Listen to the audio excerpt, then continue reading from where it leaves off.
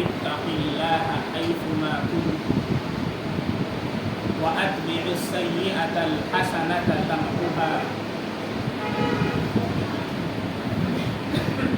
او کما قال علیہ الصلاۃ والسلام وخالق الناس بخلق حسن رواہ الترمذی۔ میرے محترم اور مکرم بزرگوں اور دوستوں،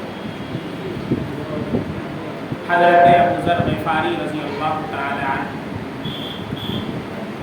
کو اس حدیث میں نبی کریم صلی اللہ علیہ وسلم نے 3 نصیحتیں فرمائیں۔ حضرت ابو ذر غفاری رضی اللہ عنہ ان لوگوں میں سے ہیں کہ جو سب سے پہلے ایمان لانے والے ہیں اور شرک اور بت پرستی سے ہمیشہ سے کنارہ کش ہے۔ ایمان لانے سے پہلے بھی انہوں نے کبھی شرک نہیں کیا، بت پرستی نہیں۔ یہ ان اصحاب صفہ میں سے ہیں کہ اللہ کے نبی صلی اللہ علیہ وسلم نے جن کے بارے میں فرمایا کہ جنت میں یہ ہمارے ساتھی ہیں۔ ایک مرتبہ حضرت ابو ذر غفاری رضی اللہ عنہ کو نبی کریم صلی اللہ علیہ وسلم نے 3 نصیحتیں فرمائیں۔ سب سے پہلی نصیحت اتق اللہ حیثما کنت،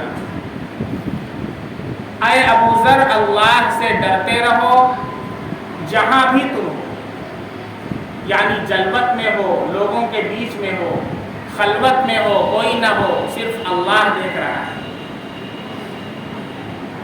نماز کے اندر ہو، غیر نماز میں ہو، مسجد میں ہو، گھر پر ہو، دکان پر ہو، بازار پر ہو، ہر جگہ اس بات کا خیال رہے کہ میرا اللہ مجھے دیکھ رہا ہے۔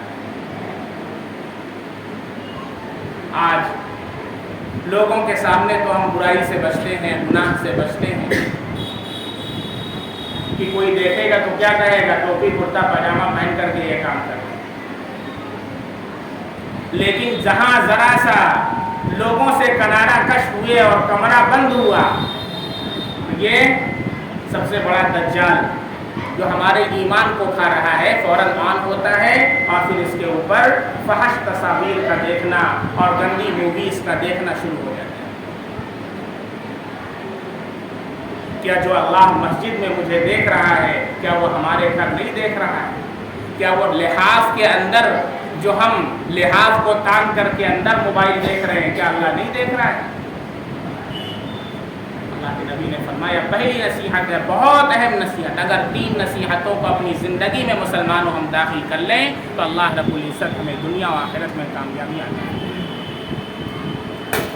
اس لیے آج سے ہمیں اس بات کا استحضار ہر جگہ رکھنا ہے، چاہے وہ ہم اکیلے ہوں یا جلوت کے اندر ہوں یا لوگوں کے بیچ ہوں یا مسجد کے اندر ہوں یا گھر کے اندر ہوں، کہ میرا اللہ میرے ساتھ ہے اور مجھے دیکھ رہا ہے۔ ایسا نہیں ہے کہ گناہ کا خیال نہیں آئے گا، انسان ہے، انسان سے گناہ ہوتا ہے، لیکن اپنے بس کے بقدر، اپنے کنٹرول جتنا بھی اللہ نے آپ کو استطاعت دی ہے اس کے بقدر گناہ سے بچنا ہی واجب ہے۔ اب آپ نے موبائل اٹھائی اور موبائل میں کوئی فحش تصاویر نظر آئی تو فوراً اس کو آپ ہٹا دیں۔ اس کو کلک کیا، ویب سائٹ کھل گئی، پھر اس کے اندر اوپن ہو گئے، پھر اس کے اندر چلے گئے، پھر کلک پہ کلک کرتے گئے، پھر لکھا لایا کانٹیکٹ وتھ می، وہاں کانٹیکٹ کر رہے ہیں، نمبر نکال رہے ہیں، یہ سب کیا ہو رہا ہے؟ تو اس کے اوپر پکڑ ہوگی۔ پہلی نظر معاف ہے، آپ حضرات نے سنا تھا، کیا مطلب آپ جا رہے ہیں، راستے سے کوئی دوشیزہ جا رہی تھی، آپ کی نظر نہ چاہتے ہوئے پڑی، فوراً آپ نے ہٹا لیا، استغفراللہ، یہ معاف ہے۔ اب اسی چکر میں بیٹھے ہوئے ہیں کہ کوئی گزرے تو تاڑے، تب تو توڑیا ہوگی اللہ تعالیٰ کی، اللہ تعالیٰ کو بیوقوف بنا رہے ہیں، اللہ کے ساتھ استہزاء کر رہے ہیں، مذاق کر رہے ہیں، کہ گویا کہ اللہ کو معلوم نہیں ہے۔ ان اللہ علیم بذات الصدور، اللہ دلوں کے بھید سے بھی واقف ہے۔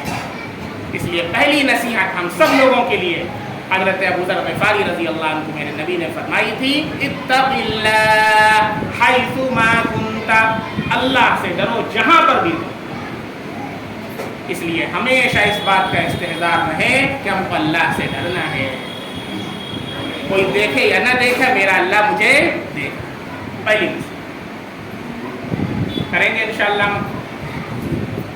اور دوسری نصیحت فرمائی وَأَتْبِعِ السَّيِّئَةَ الْحَسَنَةَ تَمْحُهَا، یعنی اگر کبھی کوئی گناہ تجھ سے ہو جائے، کیونکہ انسان ہے، انسان سے گناہ ہو جاتا ہے، تو پھر کیا کرو، فوراً اس کے بعد کوئی نیکی کرنا، تو وہ نیکی اس گناہ کو مٹا دے گی.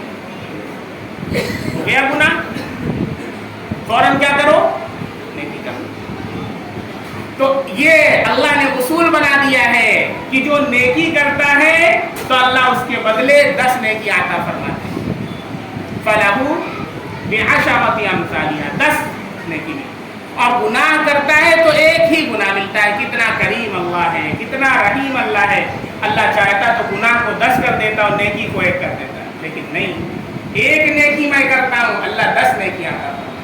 کیونکہ اللہ چاہتا میرا بندہ میری رضا حاصل کرنے والا بن جائے، میرا بندہ جنت میں جانے والا بن جائے. لیکن کوئی جان بوجھ کر کے گناہ پہ گناہ کرتا چلا جائے، ایک نیکی بھی نہ کرے اور 30 گناہ کر لے، تو پھر بتائیں کیسا اس کا کام چلے گا. تو پھر جب ایک نیکی کرتا ہے 10 نیکیاں ملتی ہیں، ایک گناہ کرتا ہے 1 گناہ ملتی ہے.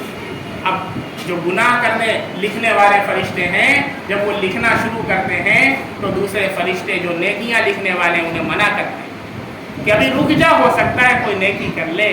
جب وہ بندہ نیکی کر لیتا ہے تو کہتے ہیں 1 گناہ کے بدلے 1 نیکی کٹ گئی، اب تو مت لکھ اور میں 9 نیکیاں اس کی لکھ دیں گا. کتنے ہمارے خیر خواہ ہیں فرشتے جن کو اللہ رب العزت نے معمول کیا. اس لیے کوئی بھی عمل کریں تو اس عمل کا حساب اپنے اللہ کو دینا ہے، اور گناہ اگر ہو جائے تو فوراً ہم کو کوئی نہ کوئی نیکی کر لینا ہے تاکہ وہ نیکی اس گناہ کو مٹا دے اور 9 نیکیاں ہمارے نام اعمال میں. یہ دوسری نصیحت. اور تیسری نصیحت فرمائی وَخَالِقِ النَّاسَ بِخُلُقٍ حَسَنٍ، اور لوگوں کے ساتھ حسن اخلاق سے پیش آؤ. تم کتنے بھی بڑے ہو، اللہ والے ہو، نمازی ہو، کوئی بے نمازی ہے، لیکن اس کے ساتھ حسن اخلاق سے پیش آنا ہے. ایسے نہیں پیش آنا ہے کہ ارے تم تو نمازی نہیں پڑھتے ہیں تو ہم کیسے تم سے حسن اخلاق سے پیش آئیں. نہیں، میرے نبی صلی اللہ علیہ وسلم نے نصیحت فرمائی ہے کہ کوئی نمازی ہو یا بے نمازی ہو، حتیٰ کہ کوئی کافر ہو، کوئی یہودی بھی ہو، تو اس کے ساتھ کیسے پیش آنا ہے، حسن اخلاق سے. میرے نبی صلی اللہ علیہ وسلم ہمیشہ حسن اخلاق سے پیش آتے تھے. حتیٰ کہ یہودی آپ صلی اللہ علیہ وسلم کے پاس آتے تو آپ کو سلام کرتے السلام علیکم، لام نہیں بولتے، کیا بولتے، السلام علیکم. کیا مطلب، تمہیں موت آئے، بد دعا دیا کرتے. ایک مرتبہ حضرت عائشہ رضی اللہ عنہا نے سنا تو آپ ناراض ہو گئی اور آپ نے جواب میں کہا وعلیکم السلام، کہ مردود تجھے موت آئے. تو میرے نبی صلی اللہ علیہ وسلم نے منع فرمایا کہ نہیں نہیں نہیں. کیوں؟ وَمَا أَرْسَلْنَاكَ إِلَّا رَحْمَةً لِّلْعَالَمِينَ، مجھے اللہ نے سارے جہان والوں کے لیے رحمت بنا کر بھیجا. جو میرے لیے بد دعا کرتا ہے میں اس کے لیے دعا کرتا ہوں. سم کے عوض داروے شفا دی، تان سنے اور نیک دعا دی، زخم سہا اور بخشا مرہم صلی اللہ علیہ وسلم. یہ میرے نبی صلی اللہ علیہ وسلم کہہ رہا. راہ میں کانٹے جس نے بچھائے، گالی دی پتھر برسائے، اس پر چھڑکی پیار کی شبنم صلی اللہ علیہ وسلم. یہ میرے نبی کے اخلاق.